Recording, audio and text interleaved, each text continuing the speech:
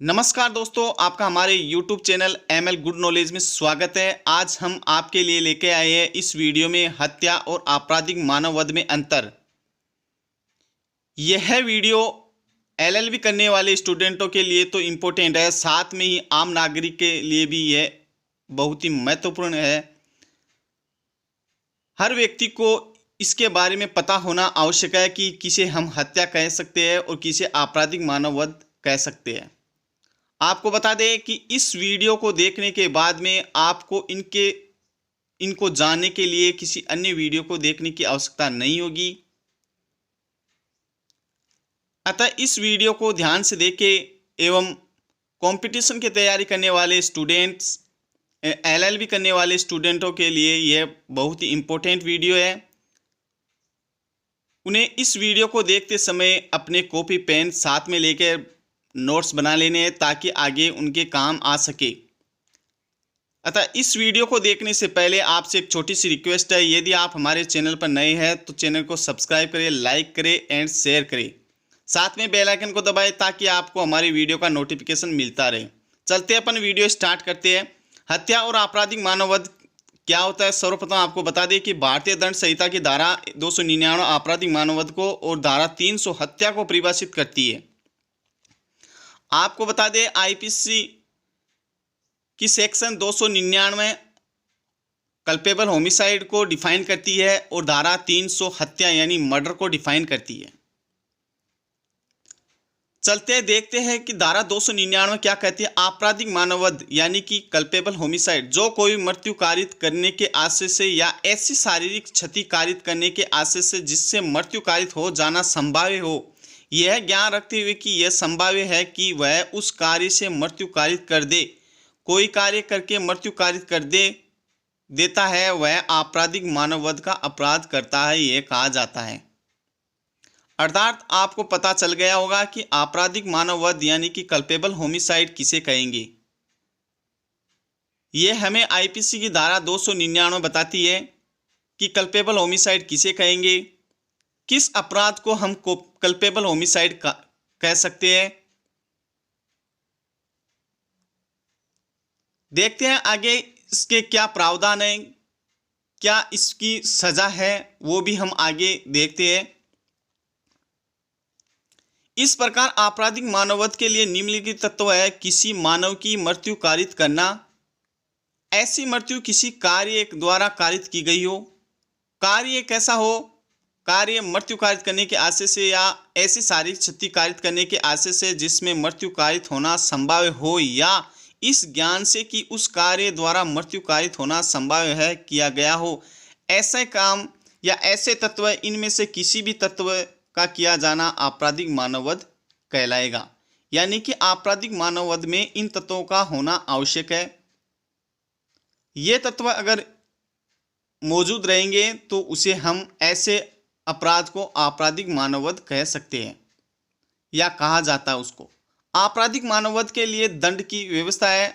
IPC की धारा 304 के अनुसार जो कोई ऐसा आपराधिक मानववध करेगा या जो हत्या की कोटि में नहीं आता है, यदि वह कार्य जिससे मृत्यु कारित की गई है, मृत्यु या ऐसी शारीरिक क्षति जिससे मृत्यु होना संभाव्य है, कारित करने के आशय से किया जाए तो वह आजीवन कारावास से या दोनों में से किसी की भांति के कारावास से जिसकी अवधि 10 वर्ष तक हो सकेगी दंडित किया जाएगा और जुर्माने से भी दंडित किया जाएगा। तो आपको पता चल गया होगा कि 299 धारा कल्पेबल होमिसाइड को डिफाइन करती है और उस अपराध का संबंध में जो सजा है वो धारा 304 डिफाइन करती है। अथवा यदि वह कार्य इस ज्ञान के साथ ही उससे मृत्यु कारित करना संभव है, किंतु मृत्यु या ऐसी शारीरिक क्षति जिसे मृत्यु कारित करना संभव है कारित करने के किसी आशय के बिना किया जाए तो वह दोनों में से किसी की भांति के कारावास से जिसकी अवधि 10 वर्ष तक हो सकेगी या जुर्माने से या दोनों से दंडित किया जाएगा। तो आपको पता चल गया होगा कि कल्पेबल होमिसाइड यानी कि आपराधिक मानववध करने पर क्या सजा होती है, कितनी साल की सजा हो सकती है और इसके संबंध में कितना जुर्माना होगा या सजा व जुर्माना दोनों भी दिया जा सकता है। तो आपराधिक मानववध के कौन से तत्व होंगे, कौन से तत्व होने पर आपराधिक मानववध कहा जाएगा। तो इस प्रकार हमने समझा कि आपराधिक मानववध क्या होता है। अब अपन देखते हैं कि हत्या क्या होता है। हत्या की परिभाषा क्या दी हुई है आईपीसी में। हत्या को आईपीसी के सेक्शन 300 में डिफाइन किया गया है, जिसको अपन आगे देख रहे हैं। तो अभी तक आप हमारे चैनल को सब्सक्राइब नहीं किया तो सब्सक्राइब करें, साथ में बेल आइकन को दबाएं। धारा 300 हत्या, धारा 300 उन मामलों से संबंधित है जिसमें आपराधिक मानववध हत्या होता है। अतः कोई भी अपराध तब तक हत्या की कोटि में नहीं आ सकता जब तक वह आपराधिक मानववध की कोटि में नहीं आता है, तथा आपराधिक मानववध तो होती ही है, किंतु आपराधिक मानववध हत्या हो भी सकती है और नहीं भी हो सकती। यानी इसमें यह कहा गया है कि हर अपराध हत्या हो जरूरी नहीं है, वह आपराधिक मानववध भी हो सकता है और हत्या भी हो सकती है। देखते हैं कि कौन से अपराध आपराधिक मानववध होते हैं और कौन से अपराध आपराधिक मानववध नहीं हो सकते। इसके कुछ अपवाद दिए हुए हैं। अगर उन अपवादों में आता है तो वह मर्डर होगा। इन अपवादों के अलग होता है तो वह कल्पेबल होमिसाइड कहा जाए। आपराधिक मानववध कब हत्या है? आपराधिक मानववध हत्या तभी होगा यदि वह धारा 300 के 4 खंडों में से किसी भी एक खंड के अंतर्गत आता है। खंड फर्स्ट, वह कार्य जिसके द्वारा मृत्यु कारित की गई है, मृत्यु कारित करने के आशय से किया जाता है। अथवा खंड 2, ऐसी शारीरिक क्षति कारित करने के आशय से जिसमें अपराधी जानता हो कि मृत्यु कारित करना संभाव्य हो। अथवा इन 2 खंडों के माध्यम से आपको पता चल गया कि आपराधिक मानववध हत्या तभी होगा जब ये 4 खंडों में से कोई एक खंड के अंतर्गत कोई भी कार्य या किसी भी खंड का कार्य इसके अंतर्गत आता है, तभी आपराधिक मानववध हत्या होगा। तीसरा खंड है इसका, कार्य शारीरिक क्षति कारित करने के आशय से किया गया हो जो प्रकृति के सामान्य अनुक्रम में मृत्यु कारित करने के लिए पर्याप्त हो। अथवा खंड 4, यदि कार्य करने वाला जनता को ही वह इतना आसंकट है कि वह मृत्यु कारित कर ही देगा या ऐसी शारीरिक क्षति कारित कर देगा जिससे मृत्यु कारित होना संभाव्य है। तो ये 4 खंडों के अंतर्गत कोई अपराध आता है तो वह आपराधिक मानववध हत्या माना जाएगा। इनके अलावा अगर कोई अपराध आता है इनको छोड़ के तो वह आपराधिक मानववध ही की श्रेणी में आएगा। आपराधिक मानववध हत्या तभी होगा जब वह धारा 300 में वर्णित 4 खंडों में आता हो। यदि वह इन 4 खंडों में से किसी में नहीं आता है तो वह हत्या नहीं होगा। तो हत्या किसी में आपराधिक मानववध का हत्या होने के लिए इन 4 खंडों में होना आवश्यक है। अपराध का इन 4 खंडों में आना आवश्यक है। यदि इन 4 खंडों में से किसी भी खंड में नहीं आता है तो वह आपराधिक मानववध हत्या की श्रेणी में नहीं आएगा, वह आपराधिक मानववध ही होगा और उस अपराध का जुर्माना या उसकी सजा आईपीसी की धारा 304 के अकॉर्डिंग दी जाएगी। अब आपराधिक मानववध कब हत्या नहीं है ये भी अपन समझ लेते हैं। आपराधिक मानववध हत्या नहीं है यदि वह धारा 300 में वर्णित 5 अपवादों में से किसी भी अपवाद के अंतर्गत आता है।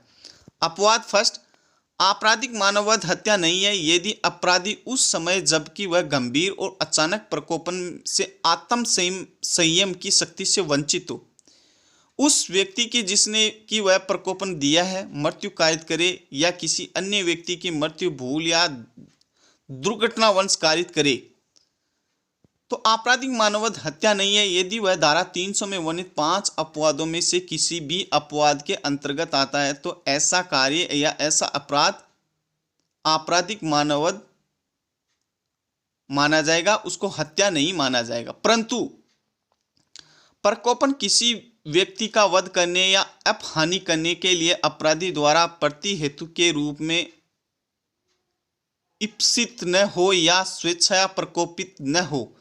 प्रकोपन ऐसी किसी बात द्वारा न दिया गया हो जो विधि के पालन में या लोक सेवक द्वारा ऐसे लोक सेवक की शक्तियों के विधिपूर्ण प्रयोग में की गई हो।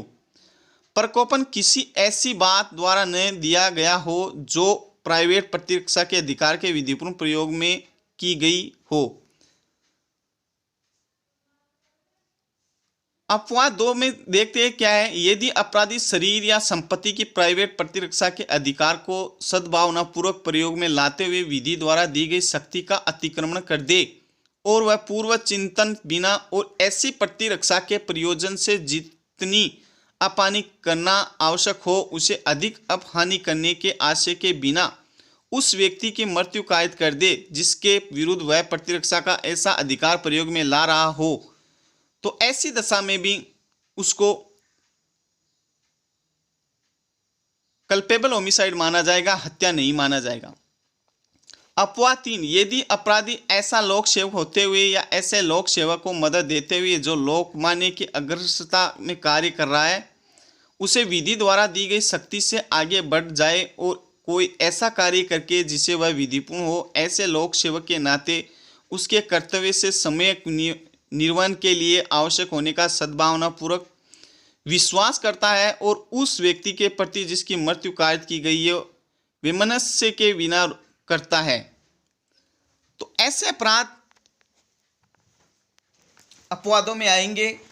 अपवाद नंबर 4, यदि वह मानव वध अचानक झगड़ा जनित आवेश की तीव्रता में हुई अचानक लड़ाई से पूर्व चिंतित बिना और अपराधी द्वारा अनुचित लाभ उठाए बिना या क्रूरतापूर्ण या अपराधिक रीति से कार्य किए बिना किया गया हो। अपवाद 5, वह व्यक्ति जिसकी मृत्यु कारित की जाए 18 वर्ष से अधिक आयु का होते हुए अपनी अपनी सहमति से मृत्यु होना सहन करे या मृत्यु का जोखिम उठाए, तो यह आपराधिक मानववध है और हत्या के बीच जो, तो आपने देखा, हमने बता दिया कि आपको आपराधिक मानववध क्या होता है, हत्या क्या होती है, इसके बीच क्या अंतर होता है। ऐसे प्रश्न प्रतियोगी परीक्षा में अक्सर पूछे जाते हैं,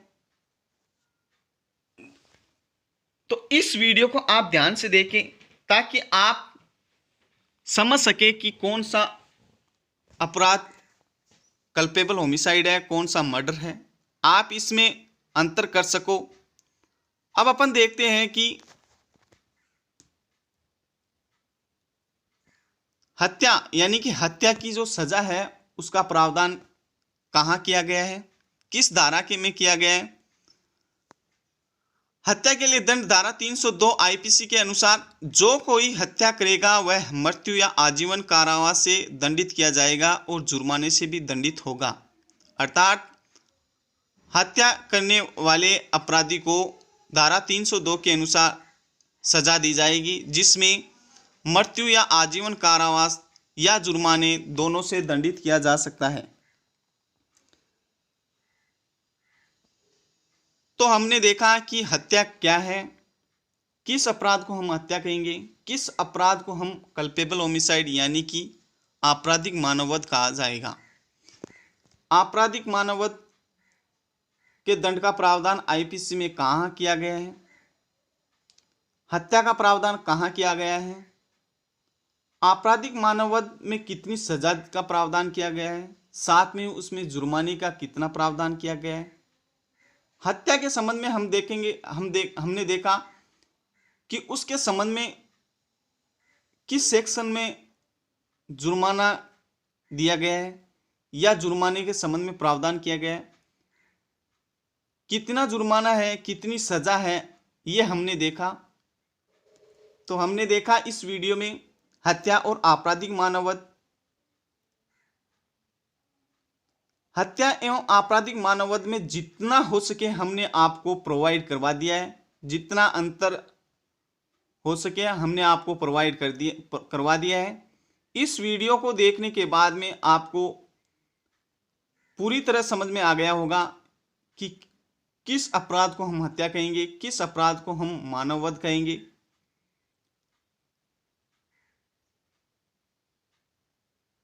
हम आशा करते हैं कि इस वीडियो को देखने के बाद आपको किसी अन्य वीडियो को देखने की आवश्यकता नहीं होगी।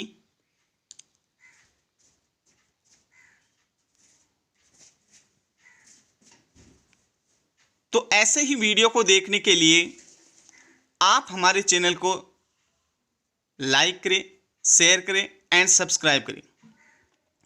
साथ में कानून में अपना ज्ञान बढ़ाने के लिए हमारे चैनल को देखते रहें। हम कानून से संबंधित हर टॉपिक को कवर करेंगे। आपको बताएंगे कि कौन सा अपराध क्या होता है, अपराध कहाँ डिफाइन किया गया है, आपके अधिकार क्या है।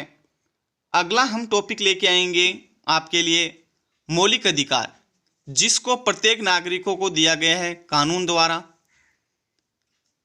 उस मौलिक अधिकारों का ज्ञान होना भी बहुत आवश्यक है।